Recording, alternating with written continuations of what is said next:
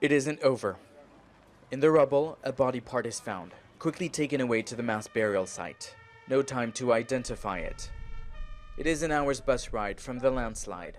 Few of the victims could afford the fare to come to the memorial service last week.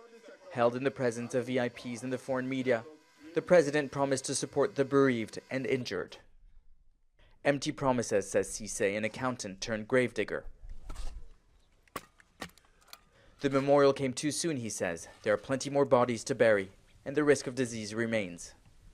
The holes are not just for bodies, but also for the protective suits used to carry them. I am not happy. I am sad. These are my brothers, my sisters, and every day I have more space for them. There are too many dying in Sierra Leone. Someone needs to take responsibility. Someone needs to make this stop. Hundreds are still missing and 10,000 people are displaced. Heavy rain is slowing the recovery effort. Corps are blocking the city's drainage system. It's in these waters just 1 kilometer below the landslide that rotting body parts are now being recovered. These waters are also used by people living below in the slums. Aid agencies now fear that this disaster could turn into a health emergency.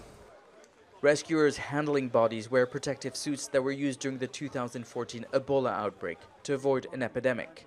4,000 people in Sierra Leone died from the virus when the country's health services collapsed.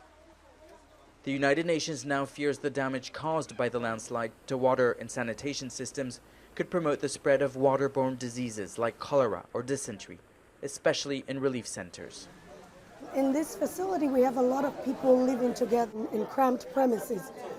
In places like this, if someone has a diarrheal disease and is not practicing the right infection prevention and control methods, washing hands after using the bathroom, drinking clean water, those diseases can be passed on very easily. The government still hasn't made any arrangements to accommodate those displaced. As for those that have died, their final resting place is in Waterloo Cemetery's marked graves, next to the thousands of people that died from Ebola. After a civil war and a deadly outbreak, for Cisse, this latest disaster feels like part of a continuing battle for survival for the people of Sierra Leone. Nicolas, Haque, Jazeera, Freetown.